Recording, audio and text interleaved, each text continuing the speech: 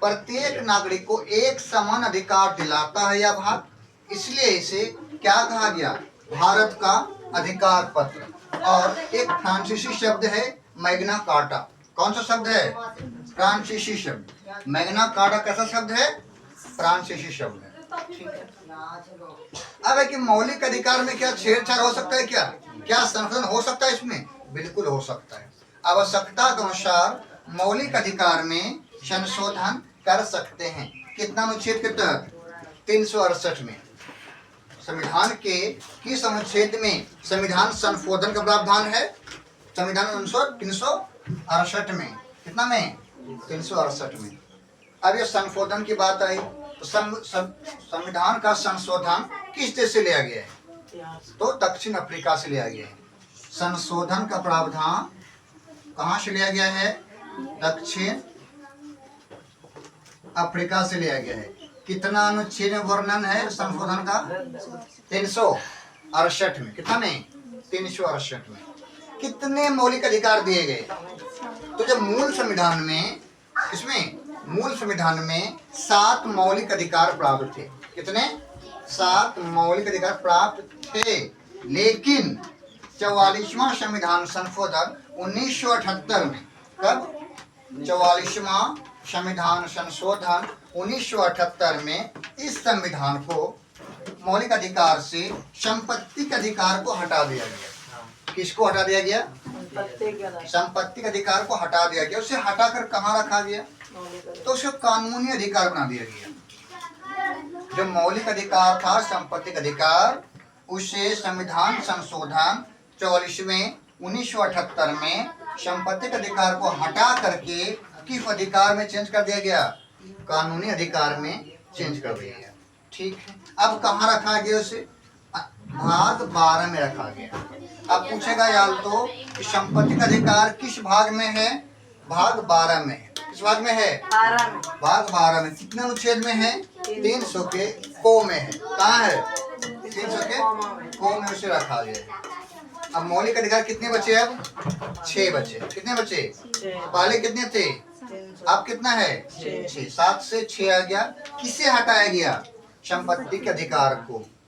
कब हटाया गया, 1978 में। कैमा संविधान संशोधन हटाया गया, 44वां संविधान संशोधन में से हटाया गया। ठीक है, कहाँ रखा गया, 300 के को में रखा गया। कहाँ रखा गया, संपत्ति का अधिकार कैसा अधिकार है, अभी वर्तमान में तो कानूनी अधिकार है। कैसा अधिकार है, कानूनी अधिकार। अब 6 अधिकार हमारे कौन कौन से हैं। पहला अधिकार है समता या समानता का अधिकार। सभी को सभी कार्यों में, काम में, रहने में, खान पान में या किसी भी कार्य में सबको एक समान अधिकार मिले, उसे क्या बोला गया, समता का अधिकार। कितना अनुच्छेद में है, अनुच्छेद 14 से 18 में। दूसरा है स्वतंत्रता अधिकार, जहाँ चाहे रह सकता है, बोल सकता है, कमा सकता है, घर बना सकता है, सबका अधिकार का वर्णन अनुच्छेद 19 से 22 में उसका वर्णन है। तीसरा अधिकार है शोषण के विरुद्ध। किसके विरुद्ध, शोषण के विरुद्ध अधिकार। यदि कोई गरीबों का, महिला भेदभाव के आधार पर किसी भी कारणवश यदि भेदभाव होता है, उसके आरक्षण हेतु अनुच्छेद का वर्णन किसमें है, 23 से 24 में। किसमें है, 23-24 में। चौथा अधिकार है धार्मिक अधिकार। कैसा अधिकार, धर्म के आधार पर सभी को अपना अपना अधिकार है। किसके आधार पर, धर्म के आधार पर। अर्थात सही व्यक्ति अपने धर्म का पालन कर सकता है। क्या कर सकता है, सही व्यक्ति अपने धर्म का प्रचार कर सकता है, अपना धर्म का कार्य कर सकता है, अपने धर्म की विशेषता बता सकता है, नहीं धर्म परिवर्तन कर सकता है। इन सारे कार्य धार्मिक स्वतंत्रता दिया गया है। मंदिर, मस्जिद, चर्च सब कुछ यहाँ में बन सकता है। कितना अनुच्छेद के तहत, 25 से 28 में। कितना में, धार्मिक स्वतंत्रता का अधिकार अनुच्छेद 25 से 28 में है। और 5वां अधिकार संस्कृति। हमारी संस्कृति नहीं, भारत की विशेष परंपरा होती है, उन सही परंपराओं को हम लोग मानने वाले हैं, छोड़ नहीं सकते हैं, उसकी रक्षा करना ये हमारी भी क्या है, मौलिक अधिकार है। शिक्षा का अधिकार भी कैसा अधिकार है, अक्सर पूछता है कि शिक्षा का अधिकार कैसा अधिकार है, हमारा मौलिक अधिकार है, ये हमसे कोई छीन नहीं सकता है।